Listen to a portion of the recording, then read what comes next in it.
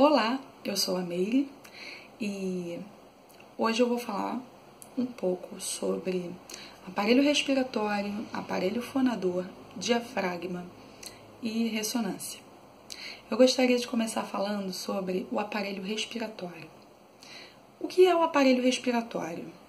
É um conjunto de órgãos tubulares e alveolares situados na cabeça, pescoço e cavidade torácica.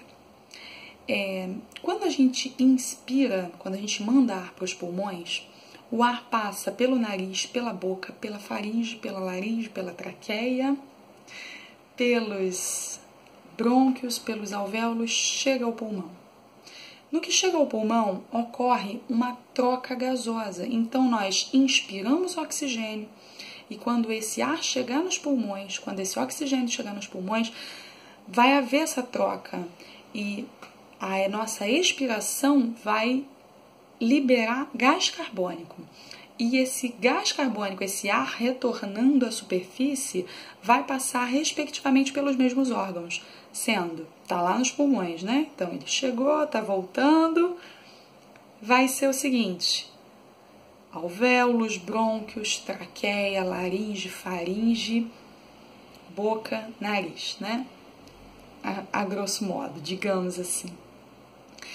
É importante também falar sobre o diafragma. O diafragma não faz parte do aparelho respiratório, mas é um músculo imprescindível para a respiração. Por quê? Porque ele fica situado na base dos pulmões e é ele que impulsiona o fluxo de ar para a produção do som. Ele facilita na respiração e é fundamental para a emissão do som também.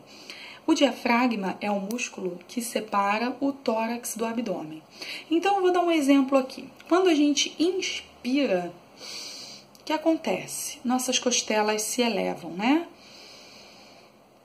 Inspirei, os músculos intercostais se contraem e o diafragma é estendido.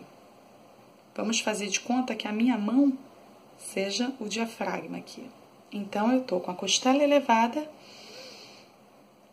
os músculos intercostais contraídos e o meu diafragma é estendido. E quando eu expiro, o que vai acontecer? Vou expirar agora. A minha costela se abaixa, as costelas se abaixaram, né? Os músculos intercostais relaxaram e o diafragma volta para a posição original de repouso, né? E esse movimento acontece o tempo todo, involuntariamente. Vejam.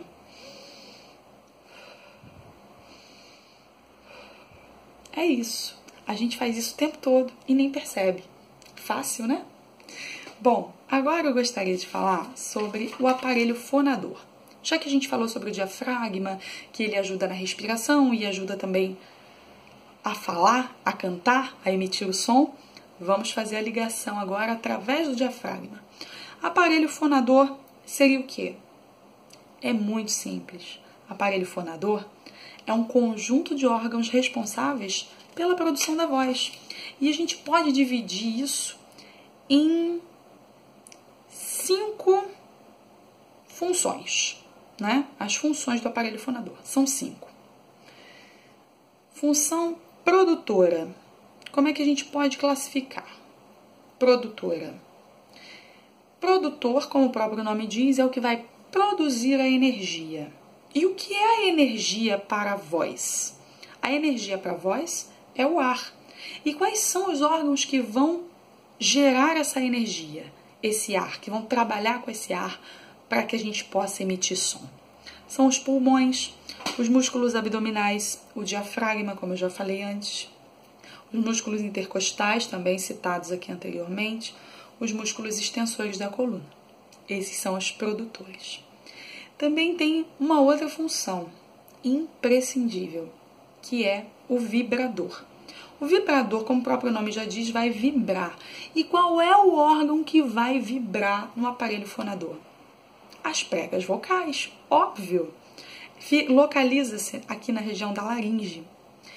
e através do ar gerado pelos pulmões, né, auxiliado pelo diafragma, né, as pregas vocais vão vibrar e gerar o som.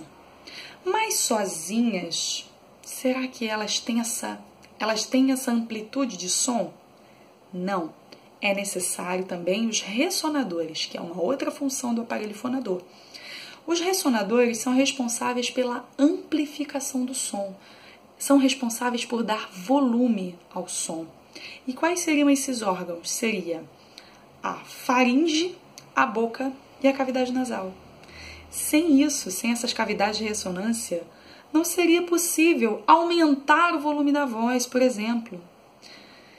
E temos também os articuladores, que, como o próprio nome já diz, são para articular a fala. São responsáveis pela pronúncia correta das palavras, que são os lábios, a língua, o palato mole, o palato duro e o maxilar inferior.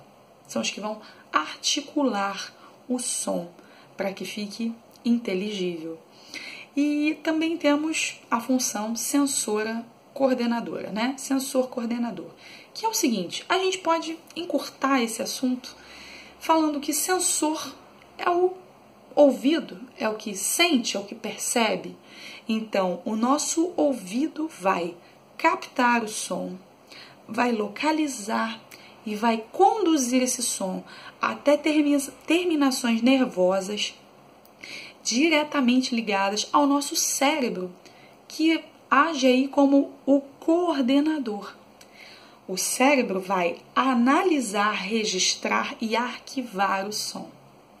Então, o sensor e o coordenador juntos, o ouvido e o cérebro juntos, vão captar, selecionar e interpretar os sons. Então, para resumir tudo isso aqui que eu falei, a gente pode dizer que o aparelho fonador são os órgãos usados para falar e ouvir. E o cérebro, óbvio, coordena tudo isso. Vamos falar um pouquinho agora sobre ressonância. Nós já falamos, né, sobre aparelho respiratório, aparelho fonador, falamos sobre o diafragma, citamos sobre os ressonadores lá no aparelho fonador. E o que é ressonância? Ressonância é uma propriedade do aparelho fonador. Mas não é só isso. A ressonância é a capacidade que o nosso corpo tem de amplificar os sons produzidos pela laringe. E existem 4 variações de ressonância. A primeira é a equilibrada. O que é a ressonância equilibrada? A ressonância equilibrada utiliza 3 focos principais de ressonância, que são a laringe, via oral e via nasal. Ressonância equilibrada é essa que eu estou usando agora, a da fala. Quase todo mundo usa, né? Tem uma outra variação, que é a laringofaríngea. Como o próprio nome já diz, situa-se na laringe e na faringe, né?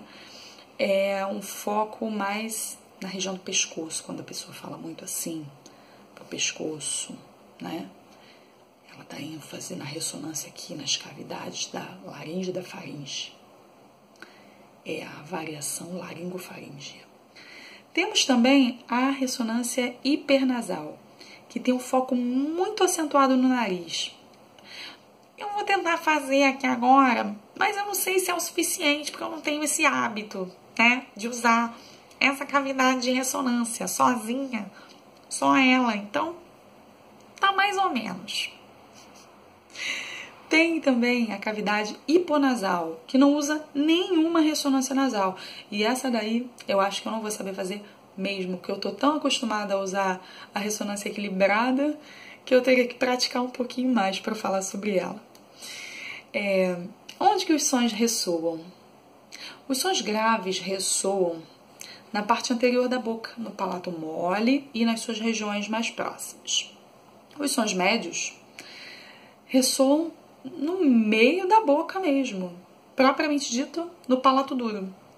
E os sons agudos, eles ressoam nos seios paranasais, na face, na fronte e na cabeça. Então é isso.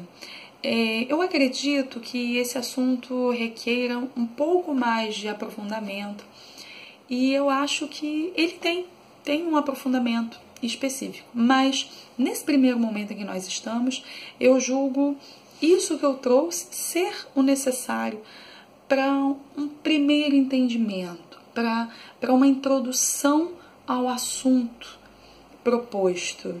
E eu espero ter contribuído na aprendizagem a quem possa servir esse vídeo, não apenas a professora Vivian, mas a quem possa interessar, né? Que seja um instrumento útil de divulgação.